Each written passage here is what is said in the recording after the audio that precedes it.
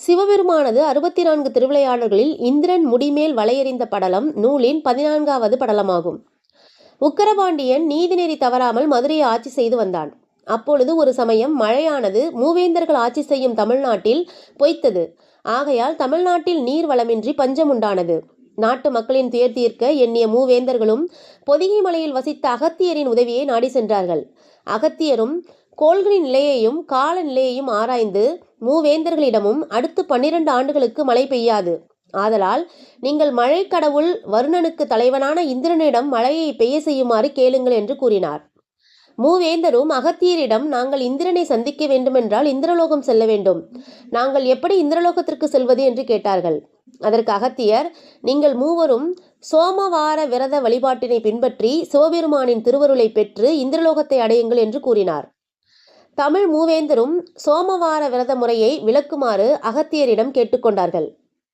சோமவார விரத முறையை பின்பற்ற விரும்புவோர்கள் கார்த்திகை மார்கழி மாதங்கள் மற்றும் 2 அமாவாசை சேர்ந்து வரும் மாதங்களை தவிர ஏனைய மாதங்களில் திங்கட்கிழமைகளில் இவ்விரதத்தை துவக்கலாம்.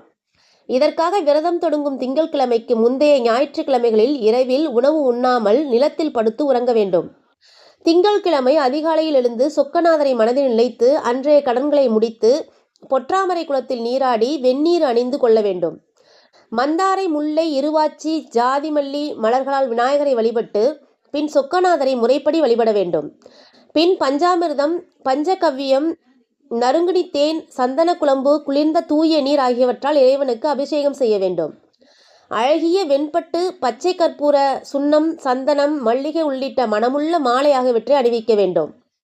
பொன்னாலான அணிகலன்களை இறைவனுக்கு அணிவிக்க வேண்டும். பலவித பலகாரம், பானகம், மணமிக்க தாம்பூலம் ஆகியவற்றை படைத்து தீப தூப ஆராதனைகள் செய்து வில்வத்தால் அர்ச்சித்து மனமுருக வழிபாடு நடத்த வேண்டும். பின் தானங்கள் பலவற்றை கொடுக்க வேண்டும். இவ்வாறு வழிபட்டால் நல்ல திருமண பேறு, நல்ல மக்கட்பேறு, நல்ல வாக்கு, கல்வி, பொருள், இனிய போகம், பகைவரை வெற்றி கொள்ளும் தன்மை, இப்பிறவியிலேயே அரசுரிமை, பிற நலன்கள் ஆகியவை கிடைக்கும். மேலும் முந்தைய பிறவிகளில் செய்த தீவினைகள் நீங்க பெற்று இப்பிறவியில் ஈடுபேறு அடைவர். தேவருலகில் 14 இந்திரப்பட்டம் பெற்று அவன் பக்கத்தில் வாழ்வார்கள் என்று சோமவார விரதத்தின் விரதமுறை மற்றும் பலன்களை அகத்தியர் விளக்கி கூறினார். அகத்தியர் கூறிய விதிமுறைகளைப்படி மூவேந்தர்கள் மூவரும் சோமவார விரதத்தை பின்பற்றி சிவபெருமானின் திருவருளை பெற்று இந்திரலோகத்தை சென்று அடைந்தனர். மூவேந்தரும் வருவதை அறிந்த இந்திரன் மூவேந்தர்கள் அமர்வதற்கான தன்னை விட தாழ்ந்த நிலையில் உள்ள சிம்மாசனத்தை அமைத்தான்.